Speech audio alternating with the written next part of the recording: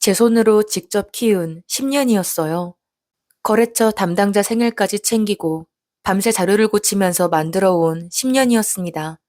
그런데 어느 날 그 10년을 통째로 들고 나간 사람이 있었어요. 낯선 사람이 아니었습니다. 매주 같은 식탁에서 밥을 먹던 제 시누이였어요. 오늘 제가 드릴 이야기는 당하고 나서 울었던 이야기가 아니에요. 끝까지 참고 다 지켜보다가 제 손으로 하나씩 돌려준 이야기입니다. 저는 채이라고 합니다. 올해 38, 중견 IT 회사에서 영업 기획 일을 맡고 있는 과장이에요. 짧게 말하면 회사에 새 거래처를 만들고 그 관계를 오래 유지하는 게 제 일이죠.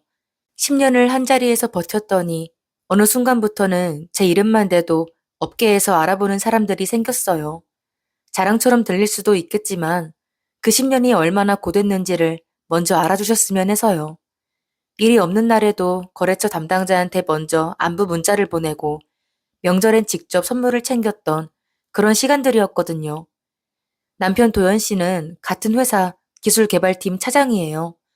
저랑 같은 회사다 보니 처음엔 주변 눈치도 보였는데 그래도 서로 일하는 모습을 가까이에서 볼 수 있다는 게 좋았죠. 결혼한 지는 6년이 됐어요. 시댁은 차로 1시간 거리에 있어서 명절이나 생일 같은 때에 주로 오고 갔습니다. 시어머니는 처음 만났을 때부터 부침성이 참 좋은 분이었어요. 밥도 늘 넉넉하게 차려주시고 제 직장 생활을 항상 대견하게 봐주신다고 하셨죠. 그 말이 진심이었는지 아니면 계산이 깔려 있었는지는 나중에야 알게 됐습니다. 정말 한참이 지나서요. 신우의 도아 씨는 남편보다 6살 아래 35이에요. 겉으로 보면 밝고 애교 있고 누구한테나 잘 웃는 사람이었습니다. 그런데 이상하게 제대로 된 직장을 다닌 적이 없었어요. 단기 알바를 하다 그만두고 또 하다 그만두는 걸 몇 년째 반복하고 있었죠. 처음엔 그냥 아직 자기 적성을 못 찾은 거려니 했어요. 뭐 저도 제 길을 찾는데 꽤 시간이 걸렸으니까요. 그러던 어느 해 봄이었습니다. 시댁에서 다 같이 저녁을 먹던 자리였어요. 밥을 먹으며 이런저런 이야기가 오가다가 시어머니가 불쑥 말씀을 꺼내셨어요. 밥 한 술 드시다가 아주 자연스럽게 그러셨죠. 제이야, 우리 도아가 요즘 취업이 너무 힘들다고 하더라. 혹시 네 회사에 자리 하나 없겠니? 저는 숟가락을 살며시 내려놓으며 천천히 입을 열었어요. 최대한 상처 주지 않으려고 말을 골라가며 대답했습니다. 어머니, 저희 회사는 절차대로 사람을 뽑아서요. 제가 마음대로 자리를 만들거나 따로 추천을 드리기가 좀 어렵거든요. 그래도 식구끼리 이 정도도 못 챙겨주면 어떡해. 한 번만 알아봐주면 안 되겠어? 저는 웃으면서 조용히 선을 그었어요. 안 된다는 말을 부드럽게 했지만 제 뜻은 분명했습니다. 남편 도현 씨는 그 자리에서 아무 말도 하지 않았어요. 그냥 고개를 숙인 채 밥만 먹더라고요. 저는 그 모습을 보며 속으로 생각했습니다. 이 문제는 별일 없이 잘 넘어가겠다고요. 그 생각이 얼마나 순진했는지 저는 그때 까맣게 몰랐어요. 그로부터 2달쯤 지난 어느 날이었습니다. 회사 인사팀에서 공지 하나가 올라왔어요. 영업지원 계약직 신규 채용, 합격자 발표. 그 이름 목록 맨 위에 딱 하나 적힌 이름이 눈에 들어왔죠. 강도아. 저는 그 이름을 2번, 3번 다시 읽었습니다. 가슴이 쿵 내려앉는 느낌이었어요. 제가 잘못 본 건가 싶어서 화면을 더 가까이 들여다봤죠. 강도아. 맞았어요. 제 시누이 이름이었습니다. 저는 곧장 남편에게 전화를 걸었어요. 손이 떨렸지만 목소리만큼은 최대한 차분하게 유지하려고 했죠. 여보, 당신 동생이 우리 회사 합격자 명단에 올라와 있는데 이거 알고 있었어요? 전화기 너머로 잠깐 침묵이 흘렀어요. 그 짧은 침묵이 이미 대답이었습니다. 어, 사실 인사팀에 아는 사람이 있어서 내가 부탁을 좀 했어. 저는 말문이 막혔어요. 나한테 말도 안 하고요? 라는 말이 목구멍까지 올라왔다가 그냥 눌러버렸습니다. 내가 싫다고 했잖아요. 왜 나한테 한마디도 없이 이런 걸 해요? 네가 싫다고 하니까 말을 못했지. 근데 식구잖아. 조금만 챙겨주면 안 돼? 그 말을 듣는 순간 뭔가가 제 안에서 스르르 무너지는 느낌이 들었어요. 화가 났는데 그 화를 어디다 쏟아야 할지조차 몰랐습니다. 결국 도아 씨는 제가 10년을 다닌 회사에 제 팀 바로 옆자리에 보조로 앉게 됐어요. 저한테 한마디도 없이 그렇게 조용히 들어온 거죠. 저는 그날 퇴근길에 혼자 차 안에 앉아 한참을 멍하니 있었습니다. 이게 그냥 넘어갈 일인지 아니면 뭔가의 시작인지 그때는 아직 알지 못했어요. 도아 씨가 출근한 첫날, 저는 최대한 평정심을 유지하려 했어요. 어쨌든 같은 공간에서 일해야 하는 사람이니까 감정보다 이성을 앞세우자고 스스로를 다독였습니다. 도아 씨 자리는 제 팀 바로 옆이었어요. 고개만 돌리면 보이는 거리였죠. 첫날엔 밝게 웃으며 팀원들한테 인사를 돌았어요. 부침성 있게 말도 잘 걸고 분위기도 잘 탔습니다. 팀원들은 다들 호감을 보이는 눈치였어요. 저만 혼자 그 웃음이 왠지 편하게 느껴지지 않았죠. 업무는 영업 지원이었어요. 자료 정리, 거래처 서류 관리, 미팅 일정 조율 같은 일들이었습니다. 그런데 며칠이 지나도 도아 씨가 그 일들을 제대로 하는 걸 본 적이 없었어요. 자리에 앉아 있는 시간보다 돌아다니는 시간이 더 많았습니다. 어느 날은 제가 중요한 거래처와 미팅 준비를 하고 있는데 도아 씨가 불쑥 옆에 와 앉는 거예요. 언니, 나도 배울 겸 같이 들어가도 되지? 저는 잠깐 멈칫했어요. 업무를 배우는 차원으로 생각하면 안 될 이유는 없었기에 결국 그냥 고개를 끄덕였습니다. 미팅 자리에서 도아 씨는 생각보다 조용했어요. 노트에 뭔가를 적는 척 하면서 가만히 앉아 있더라고요. 그런데 미팅이 끝날 무렵이었어요. 거래처 담당자가 자리에서 일어서려는 찰나 도아 씨가 먼저 손을 내밀었습니다. 오늘 말씀 정말 잘 들었어요. 혹시 명함 한 장 받을 수 있을까요? 담당자는 별 생각 없이 명함을 건넸어요. 하지만 그 자리는 도아 씨가 나설 자리가 아니었기 때문에 앞으로 그러지 말라는 경고를 주고 끝났어요. 그렇지만 그 뒤로 도아 씨의 미팅 동석 요청은 점점 잦아졌어요. 한 번, 두 번, 어느새 당연한 듯 따라오기 시작했죠. 시어머니도 거들었어요. 어느 저녁 전화를 걸어오시더니 아주 태연하게 말씀을 하셨습니다. 채희야, 우리 도아가 아직 사회 경험이 부족하잖니. 거래처 사람들한테 잘 좀 소개시켜줘. 인맥이 재산이라고. 저는 속으로 한숨을 삼키며 짧게 대답했어요. 어머니, 거래처 관계는 회사 일이라 제가 마음대로 하기가 어렵습니다. 어휴, 그게 뭐가 어려워. 그냥 옆에 같이 데리고 다니면 되는 거 아니야? 전화를 끊고 나서 한동안 멍하니 서 있었어요. 이게 단순한 부탁인지 아니면 다른 무언가인지 머릿속이 복잡해졌습니다. 그러던 어느 날 퇴근 무렵이었어요. 남편이 별것 아닌 듯 말을 꺼냈습니다. 저기, 도아가 집에서 업무 공부를 하고 싶다는데 당신 회사 노트북 좀 빌려줄 수 있어? 저는 순간 귀를 의심했어요. 회사 노트북에는 거래처 연락처, 계약 내용, 내부 자료가 전부 담겨 있거든요. 그건 안 돼요. 회사 장비를 외부에 가져가는 것 자체가 규정 위반이에요. 공부하겠다는 건데 그게 뭐가 문제야. 그냥 하루 이틀이잖아. 저는 단호하게 선을 그었어요. 그리고 그날 밤 집에 돌아오는 내내 마음이 무거웠습니다. 공부 때문에 노트북을 빌리겠다는 게 말이 되는 소린가? 거래처 자료가 담긴 회사 노트북을 영업지원직 계약직 직원이요. 그 생각이 머릿속에서 떠나질 않았어요. 하지만 그때까지만 해도 저는 여전히 설마라는 말로 스스로를 달랬습니다. 그 설마가 산산조각 나던 날은 그로부터 얼마 지나지 않아서였어요. 야근이 길어진 날 밤이었습니다. 팀원들이 하나둘 퇴근하고 저도 마무리를 하려고 자리에서 일어섰어요. 화장실을 다녀오는 길이었습니다. 그런데 제 자리 쪽에서 인기척이 느껴지는 거예요.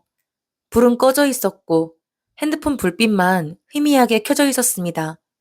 가까이 가보니 도아 씨였어요. 제 자리 서랍을 양손으로 뒤지고 있었습니다. 저는 그 자리에 굳어버렸어요. 도아 씨는 제 인기척을 느꼈는지 화들짝 놀라며 몸을 돌렸습니다. 그러더니 아무렇지도 않게 씩 웃었어요. 언니, 깜짝이야. 볼펜 하나 빌리려고 했는데 언니 자리에 없네. 저는 아무 말도 하지 않았어요. 그냥 천천히 걸어가 제 서랍을 닫았습니다.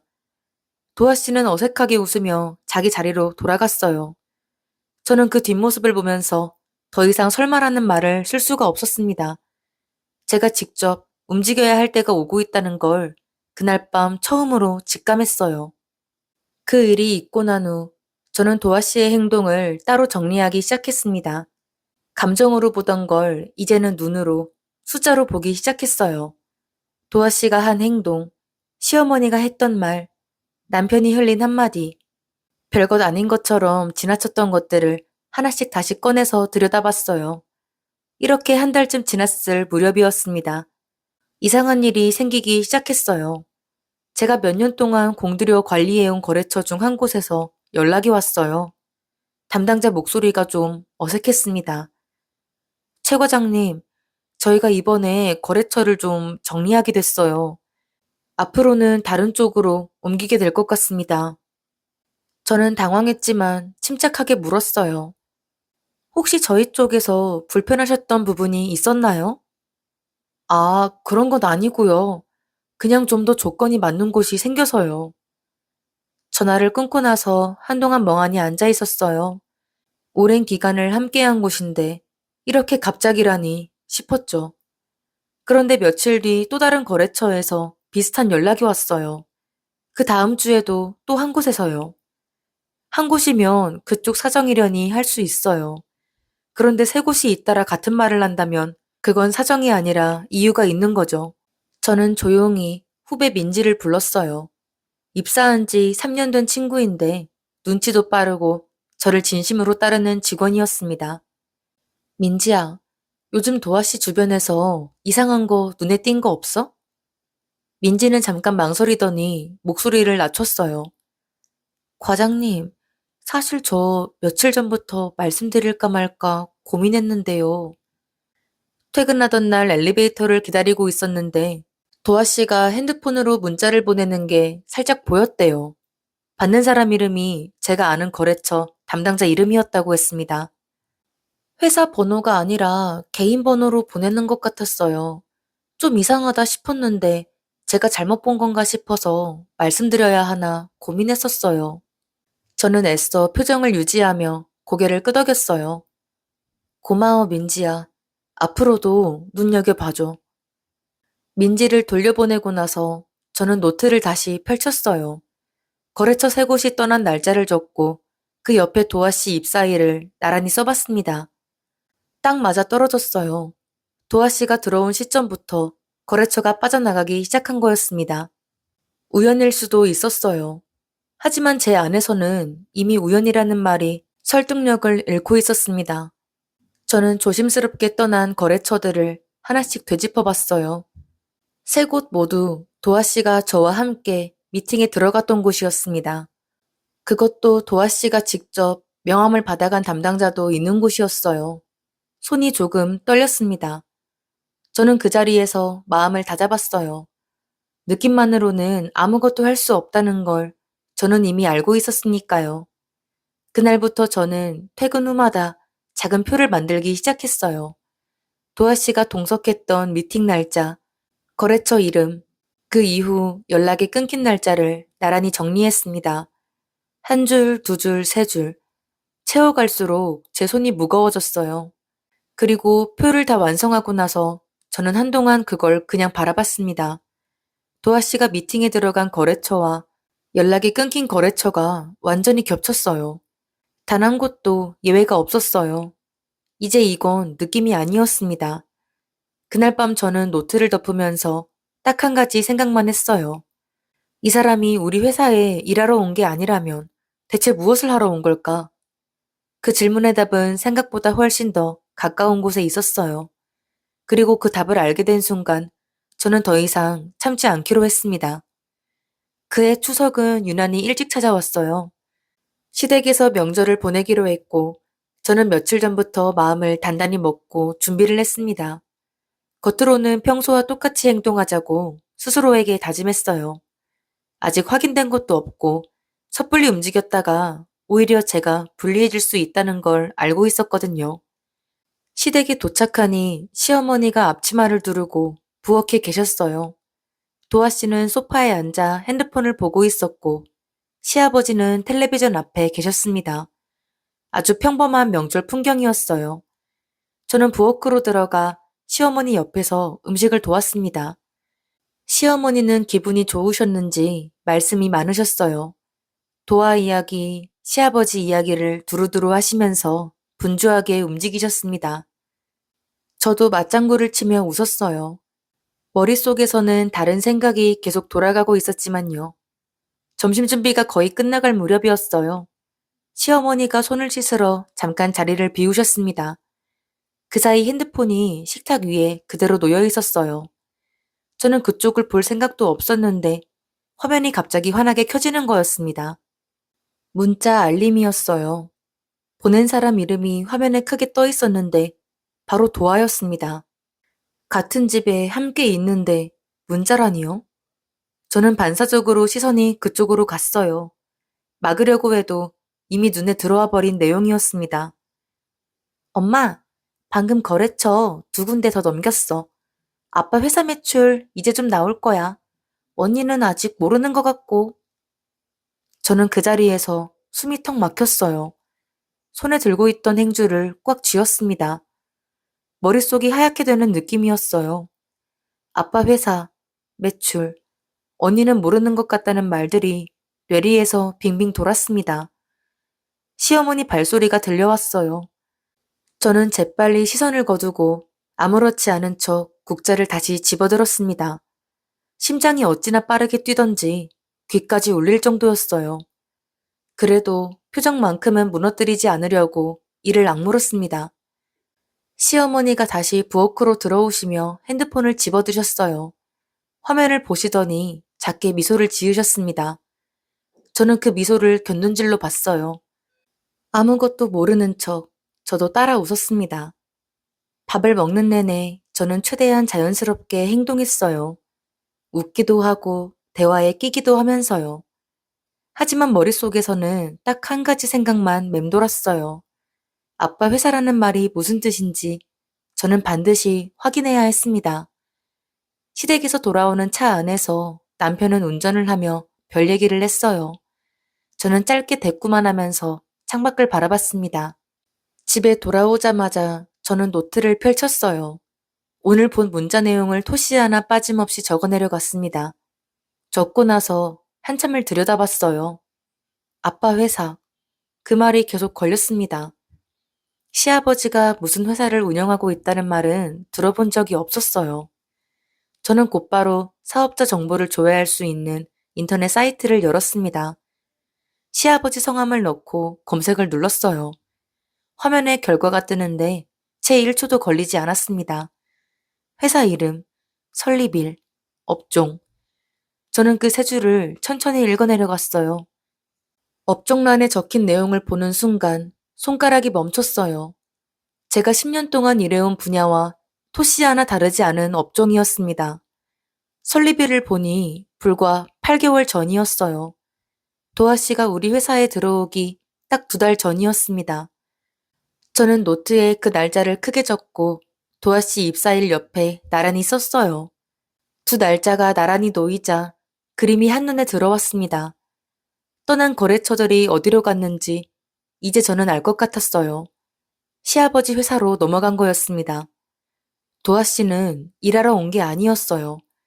제가 공들여 쌓아온 거래처들을 하나씩 시아버지 회사로 빼돌리러 들어온 거였습니다. 저는 노트를 덮고 눈을 감았어요. 떠오르는 감정이 많았지만 지금 필요한 건 감정이 아니라는 걸 알고 있었습니다. 내일부터는 움직여야 했어요. 느끼는 것으로 끝낼 게 아니라 증거를 손에 쥐어야 할 때가 된 거였습니다. 아침에 일어나 밥을 짓고 출근을 하고 퇴근을 하고 잠을 자는 그 반복 속에서 저는 매일 조금씩 무너지고 있었습니다. 겉으로는 멀쩡했어요. 하지만 남편 얼굴을 볼 때마다 도아 씨 뒷모습을 볼 때마다 가슴 한쪽이 서늘해지는 걸 어쩔 수가 없었습니다. 그러던 어느 저녁이었어요. 남편이 퇴근하고 들어오더니 소파에 앉으며 불쑥 말을 꺼냈습니다.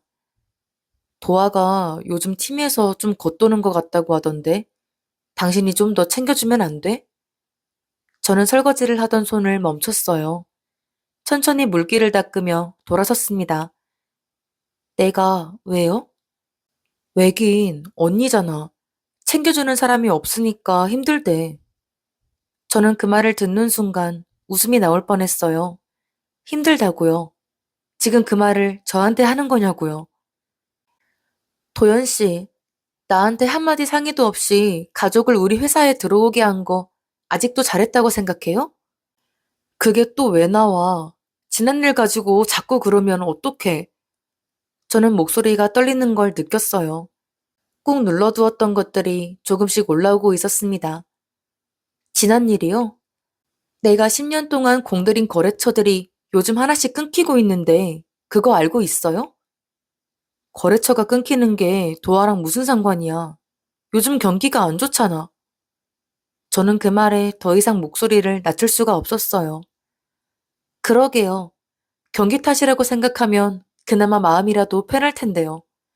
당신 요즘 예민한 거 알겠는데 그렇다고 도아한테 화풀이 하는 건 아니잖아. 그 말에 뭔가가 확 올라왔어요. 화풀이라는 말이 어찌나 뾰족하게 박히던지요. 나 지금 화풀이 하는 거 아니에요. 내가 본 걸 얘기하는 거야. 본 게 뭔데? 도아가 뭘 했는데? 저는 거기서 멈췄어요. 아직 패를 꺼낼 때가 아니라는 걸 머리가 먼저 알아챘습니다. 됐어요. 어차피 말해봤자 또 내가 예민한 거라고 할 거잖아요. 당신이 먼저 꺼낸 거잖아. 왜 말하다가 끊어? 저는 안방으로 들어가 문을 닫았어요. 등 뒤로 남편이 혀를 차는 소리가 들렸습니다. 그날 밤 저는 오래 잠을 못 이뤘어요. 남편이 정말 아무것도 모르는 건지 아니면 알면서도 모른 척 하는 건지 그게 계속 걸렸습니다. 다음 날 저는 조용히 회사 사이트를 들어갔어요. 직접 말하는 대신 익명으로 제보를 넣는 방식을 택했습니다. 내용은 간단했어요. 사내 자료가 외부로 새고 있는 것 같으니 확인해 달라는 것이었습니다. 사흘 뒤 보안팀에서 조용히 연락이 왔어요. 담당자 목소리가 굉장히 신중했습니다. 과장님, 익명 제보건으로 내부 발송 기록을 전수조사했는데요. 좀 심각한 내용이 나왔습니다. 저는 최대한 침착하게 들었어요. 보안팀 담당자는 말을 골라가며 천천히 설명했습니다. 계약 직원 도아 씨 계정에서 외부 이메일로 자료 발송 기록이 총 23건 확인됐어요. 거래처 연락처, 계약 조건, 영업 제한서 원본까지 포함되어 있습니다. 저는 그 순간 눈앞이 아찔했어요. 23건이라는 숫자가 머릿속에서 쿵 하고 울렸습니다. 받은 이메일 주소가 어디로 되어 있나요? 그게요. 확인해보니까 개인 회사 주소더라고요. 대표자 성함이 도아 씨랑 같은 성씨던데. 저는 직감적으로 알았어요. 확인도 하기 전에 이미 알고 있었습니다. 보안팀 담당자가 화면을 돌려 보여준 이메일 주소. 거기 적힌 회사 이름은 제가 사흘 전 밤새 들여다보던 그 상호명이었어요. 시아버지 회사였습니다. 23번 동안 도아 씨는 제 정보를 시아버지한테 보내고 있었던 거예요. 저는 자리로 돌아왔습니다. 화가 나는 건지 허탈한 건지 감정이 뒤엉켜서 구분이 안 됐습니다. 그런데 보안팀에서 추가로 남겨준 서류를 들여보다가 저는 진짜로 굳어버렸어요. 도아 씨가 등재된 서류 한 장이 거기 끼어 있었거든요. 시아버지 회사 등기부였어요. 거기에 도아 씨 이름이 이사로 올라가 있었습니다. 우리 회사에서 월급을 받으면서 시아버지 회사 임원으로 등재돼 있었던 거예요. 처음부터 두 곳에 발을 걸치고 들어온 거였습니다. 저는 그 페이지를 넘기다가 손이 멈췄어요. 그 다음 장에 주주 명단이 있었는데 거기서 저는 한 이름을 더 발견했습니다. 강도연. 제 남편 이름이었어요. 눈을 비비고 다시 봤어요. 틀림없이 도연 씨 이름이었습니다. 그날 오후 내내 저는 아무 일도 할 수가 없었어요. 화도 나지 않았어요. 그냥 텅 빈 느낌이었습니다. 6년을 같이 산 사람이었어요. 아무것도 모른다고 생각했던 사람이 처음부터 알고 있었던 거였습니다. 집에 돌아오니 남편이 먼저 와 있었어요. 텔레비전을 보다가 저를 보며 아무렇지 않게 말을 걸었습니다. 밥 먹었어? 나 배고픈데 뭐 시켜 먹을까? 저는 가방을 내려놓고 조용히 남편 앞에 앉았어요. 그리고 딱 한마디만 했습니다. 도연 씨, 아버님 회사 주주 명단에 당신 이름이 있던데? 남편의 얼굴이 순식간에 굳었어요. 텔레비전 소리만 방 안에 혼자 울려 퍼졌습니다. 저는 서두르지 않았어요. 남편이 머릿속을 굴리는 게 표정에서 다 보였거든요. 그게, 그거는 그냥 이름만 올린 거야. 아버지가 작은 거 하나 해보신다고 해서 그냥 형식적으로 넣은 거고. 저는 그 말을 듣고 피식 웃음이 나왔어요. 형식적으로요? 그 회사 업종이 우리 회사랑 똑같다는 건 알고 있었어요? 그건 나도 자세히는 몰랐어. 아버지가 알아서 하시는 거라 내가 일일이 챙기진 않았고. 저는 잠깐 남편 얼굴을 들여다봤어요. 모른다는 말인지 모른 척하는 말인지 도무지 구분이 가지 않았습니다. 도연 씨, 우리 회사 거래처들이 요즘 하나씩 끊기고 있는 거 알아요? 그게 나랑 무슨 상관이야. 당신 요즘 예민한 거 알겠는데 그렇다고 이런 걸로 트집 잡으면 나도 서운해. 트집이라는 말에 뭔가가 확 치밀어 올랐어요. 내가 지금 트집을 잡는 거예요? 도현 씨 이름이 왜 거기 올라가 있냐고 묻는 거잖아요. 아버지 부탁이라 그냥 해드린 거라고. 크게 생각할 거 없어.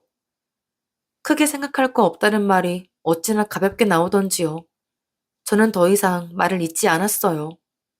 이 사람과 지금 감정으로 싸워봤자 제가 잃을 것만 더 많다는 걸 알고 있었거든요. 알겠어요. 오늘은 여기까지만 해요. 남편은 뭔가 더 말하려다가 멈췄어요. 저는 안방으로 들어가 문을 잠갔습니다. 문 너머로 남편이 한숨 쉬는 소리가 들렸어요. 저는 그 소리를 들으며 침대 끝에 앉아 천천히 숨을 골랐습니다. 울고 싶었어요.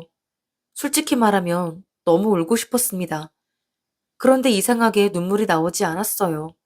어쩌면 이미 각오를 하고 있었던 것 같기도 했습니다. 그날 밤 저는 긴 시간 동안 혼자 생각을 정리했어요. 지금 내가 할 수 있는 것과 해야 하는 것을 하나씩 나눠서 짚었습니다. 감정은 나중에 실컷 느껴도 되는 거고 지금은 순서가 있었어요. 먼저 내 손에 쥔 것들을 단단하게 묶어야 했습니다. 다음 날 저는 점심시간을 쪼개 회사 근처 법무법인을 찾아갔어요. 제 대학 동기가 몇 년 전부터 다니고 있는 곳이었습니다. 변호사를 만나 처음부터 끝까지 다 얘기했어요. 도아씨 입사 경위부터 시아버지 회사 설립일, 자료 유출 건수까지요. 변호사는 서류를 훑어보더니 조용히 입을 열었어요. 이 정도면 업무상 배임에 영업비밀 침해까지 해당됩니다. 형사고소가 충분히 가능한 수준이에요. 저는 처음으로 뭔가 단단한 걸 쥔 기분이 들었어요. 특히 자료 발송 기록이 남아있다는 게 결정적입니다. 명백히 눈에 보이는 증거거든요. 저는 변호사 사무실을 나오면서 목록을 하나 만들었어요. 제가 지금까지 모아온 것들을 항목별로 정리하는 거였습니다. 자료 외부 발송 기록 23건, 시아버지 회사 사업자 등록 서류, 도아씨 임원 등재 서류, 남편 주주 명단, 거래처 이탈 날짜와 도아씨 입사일 비교표. 하나하나 적어 내려가다 보니 생각보다 꽤 묵직한 분량이었어요. 이걸 혼자 다 모았다는 게 저 스스로도 조금 놀라웠습니다. 집에 돌아오니 남편은 아무 일도 없다는 듯 밥을 먹고 있었어요. 저도 아무렇지 않게 옆에 앉아서 밥을 먹었습니다. 이상하게 편하더라고요. 싸울 마음도 따질 마음도 이미 사라진 자리에는 그냥 고요함만 남아 있었어요. 며칠 뒤 저는 부부 공동통장을 조용히 정리하기 시작했어요. 티나지 않게 조금씩 제 개인 계좌로 옮겼습니다. 남편은 눈치채지 못했어요. 애초에 살림에 별 관심이 없던 사람이었거든요. 그리고 일주일이 지났을 무렵 저는 회사 대표님께 면담을 요청했어요. 단독으로 조용히 만나 뵙고 싶다고 했습니다. 대표님은 다음날 오전 시간을 내어주셨어요. 저는 모아온 서류들을 봉투에 넣어들고 대표실 문을 두드렸습니다. 대표님은 처음에 편하게 앉으라고 하셨어요. 그런데 제가 서류를 꺼내 펼치기 시작하자 표정이 달라졌습니다. 저는 처음부터 끝까지 차분하게 설명드렸어요. 도아 씨가 들어온 경위, 거래처가 빠져나간 흐름, 자료가 어디로 새어나갔는지까지요. 마지막 장을 넘기고 나서 한참 동안 아무 말이 없으셨습니다.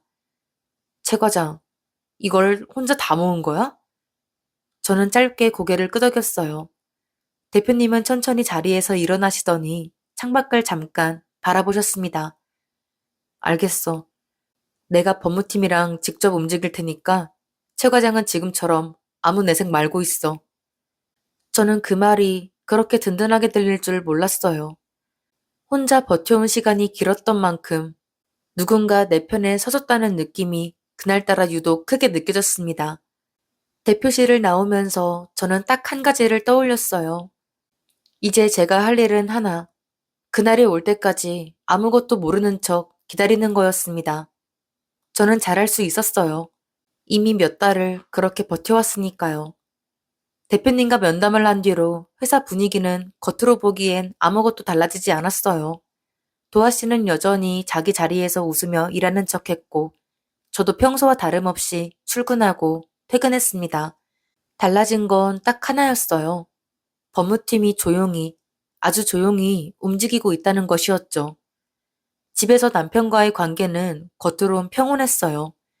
밥도 같이 먹고 짧은 대화도 나눴지만 우리 사이엔 이미 보이지 않는 선이 하나 그어져 있었습니다. 그러던 어느 날 시어머니에게서 연락이 왔어요. 시아버지 생신이 다가오니 다 같이 모여 밥을 먹자는 거였습니다. 저는 잠깐 망설였어요.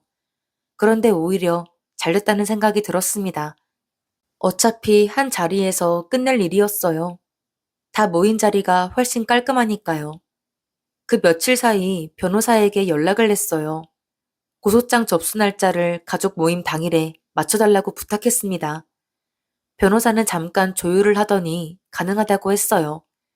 저는 전화를 끊으면서 처음으로 마음이 홀가분해지는 느낌이 들었습니다.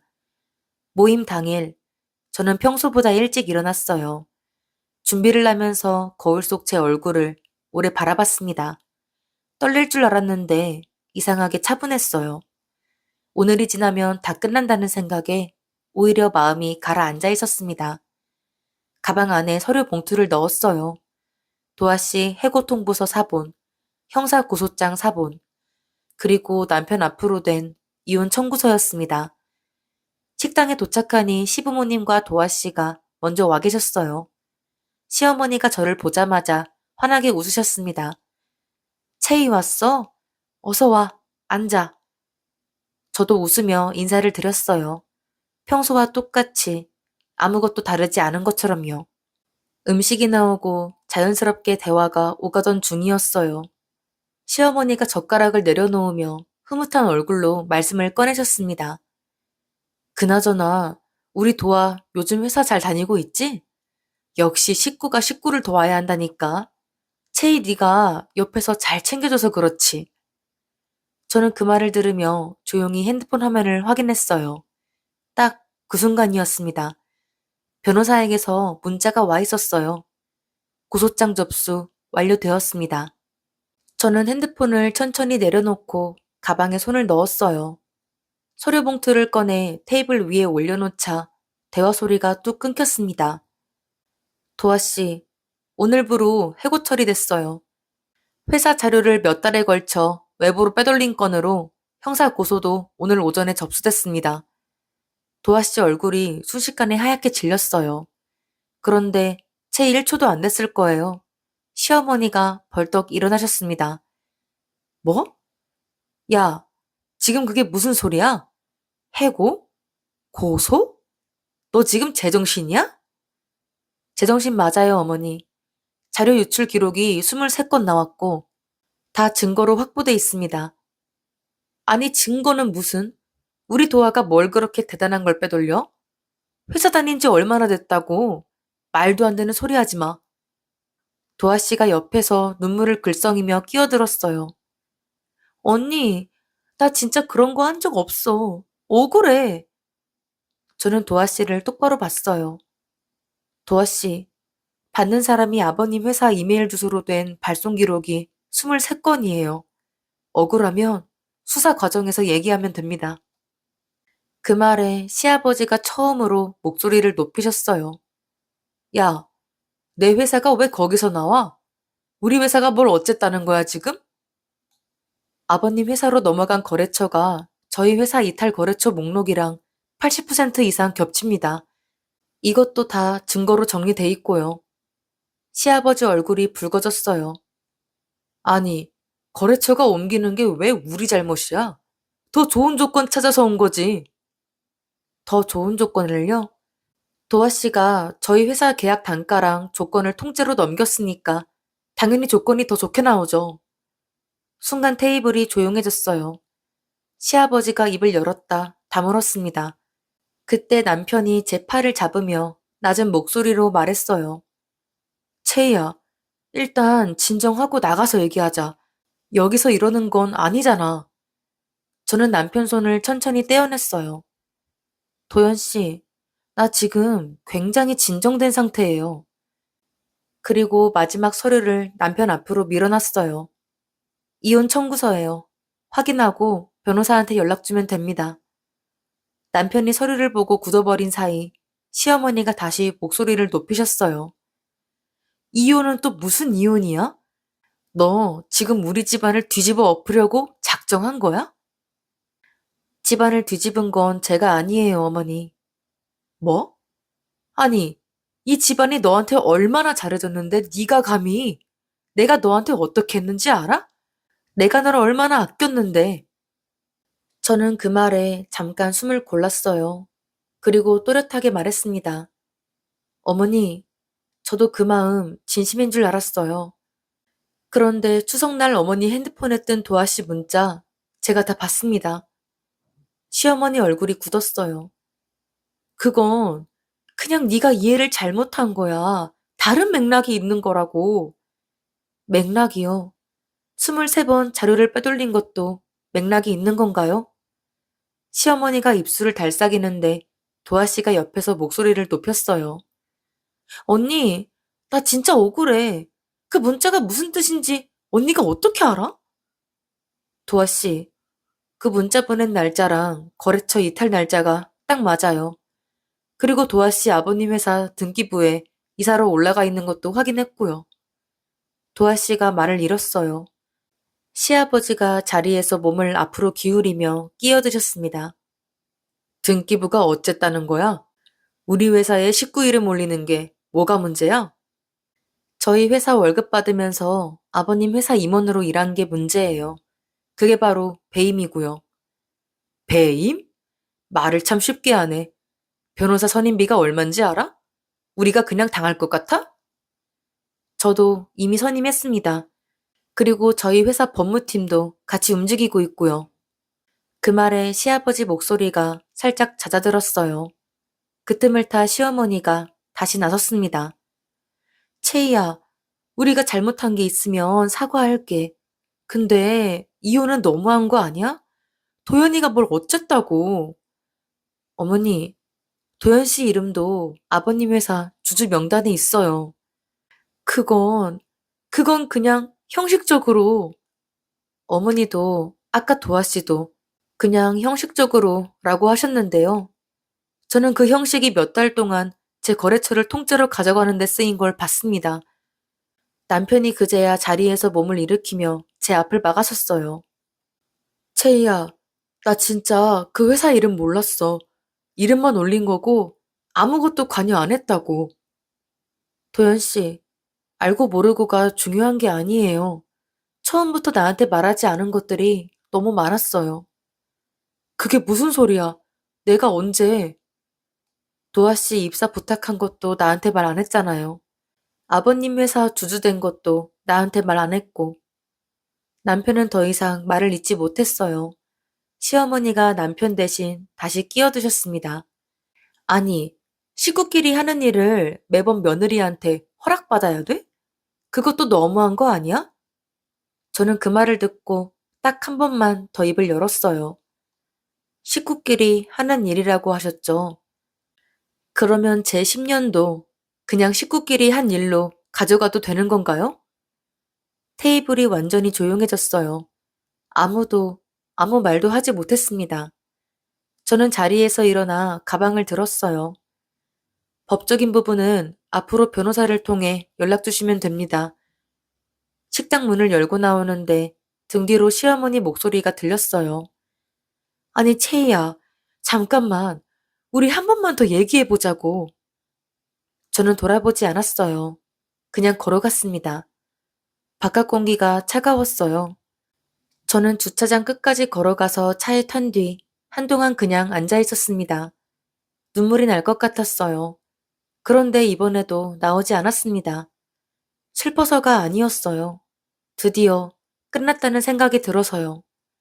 식당을 나온 그날 밤, 저는 오랜만에 깊이 잠들었어요. 꿈도 꾸지 않았습니다.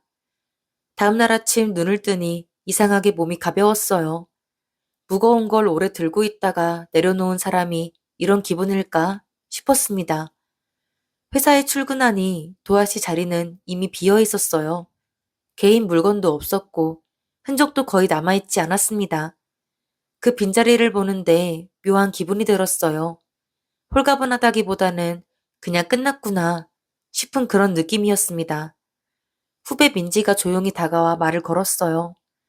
과장님, 고생 많으셨어요. 저는 짧게 웃으며 고개를 끄덕였습니다. 길게 말하지 않아도 민지는 다 알고 있었어요. 그로부터 며칠 뒤 도아 씨는 검찰에 불려갔어요. 업무상 배임과 영업비밀 침해 혐의였습니다. 수사는 생각보다 빠르게 진행됐어요. 회사 법무팀이 확보한 발송 기록 23건이 워낙 명확한 증거였거든요.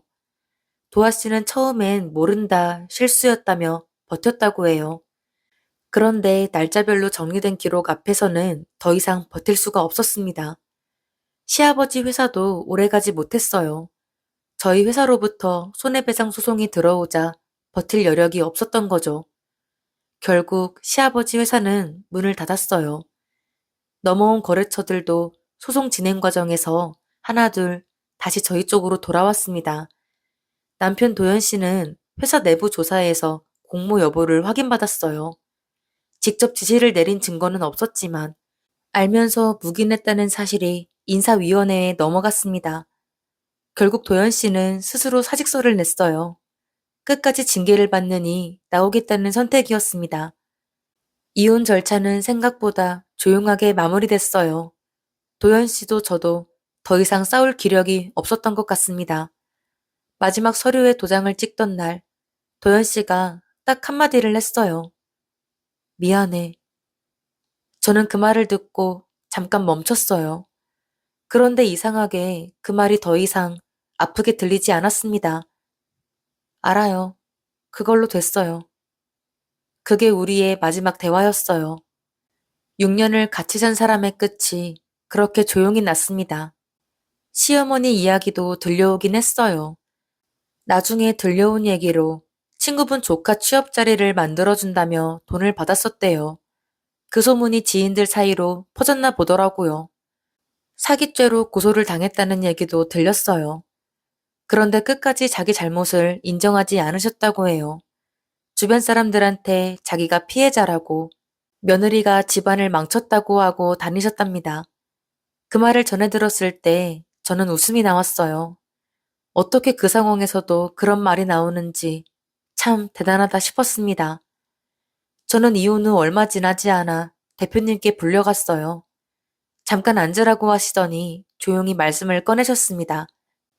최 과장, 이번에 빠져나간 거래처 복구 프로젝트 총괄을 맡아줄 수 있어? 직접 키운 거래처들이니까 다시 데려오는 것도 최 과장이 제일 잘할 것 같아서. 저는 잠깐 대표님을 바라봤어요. 그리고 천천히 고개를 끄덕였습니다. 열심히 해보겠습니다. 프로젝트는 석 달 만에 마무리됐어요. 빠져나갔던 거래처 10곳 중 8곳이 다시 돌아왔습니다.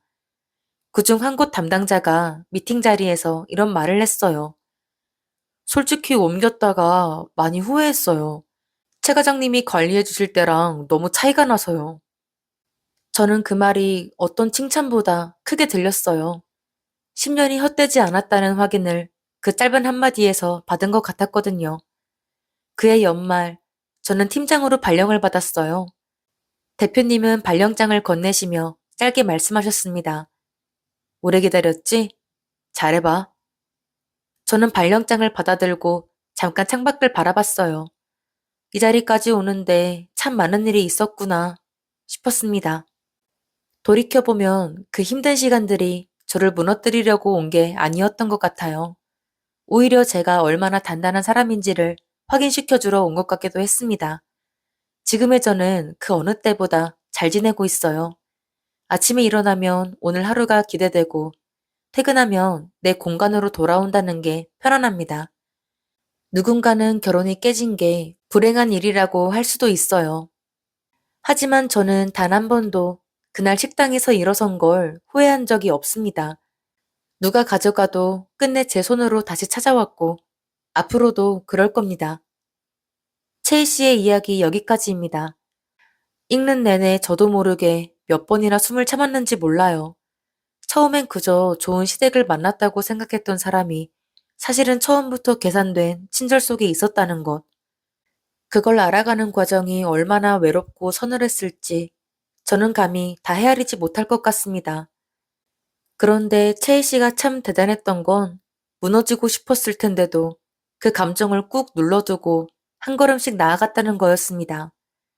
6년을 함께한 사람이 처음부터 알고 있었다는 사실 앞에서 저라면 과연 저렇게 할 수 있었을까요? 솔직히 자신이 없네요. 황혼의 편지함은 언제나 이 자리에서 여러분의 이야기를 기다리고 있겠습니다. 오늘도 끝까지 함께 해주셔서 고맙습니다.